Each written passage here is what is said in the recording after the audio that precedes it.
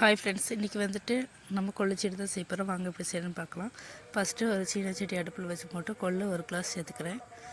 இப்போ கொள்ளையெல்லாம் நல்லா வறுத்து எடுத்துக்கலாம், பொன்னிறமாக வறுத்து எடுத்துக்கலாம். அதுக்கப்புறம் பாசிப்பருப்பு அதை ஒரு கிளாஸ் சேர்த்துக்கிறேன். நல்லா வறுத்து எடுக்கலாம், பொன்னிறமாக வறுத்துக்கலாம். இப்போ அதையும் அந்த பாத்திரத்தில் போட்டிக்கலாம். இப்போ அரிசி வந்து 2 டம்ளர் எடுத்துருக்குறேன், அதையும் நல்லா வறுத்துக்கலாம்.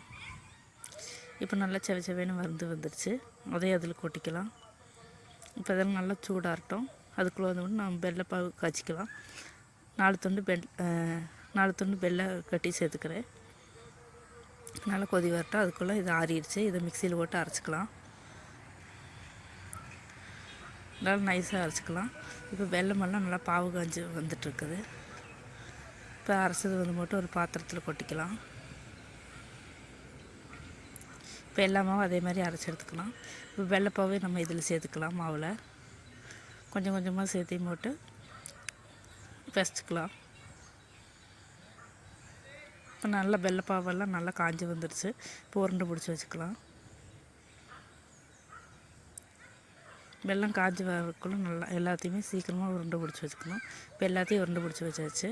இது பச்சரிசி மாவும் மஞ்சப்பொடி, கொஞ்சோண்டு உப்பு இதெல்லாம் போட்டு ஒரு மாவை வைக்கலாம்.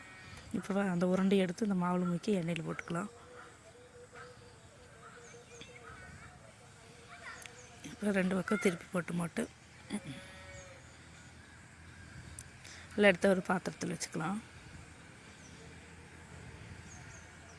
இப்போ சுவையான கொள்ளு செடி ரெடி ஆயிடுச்சு.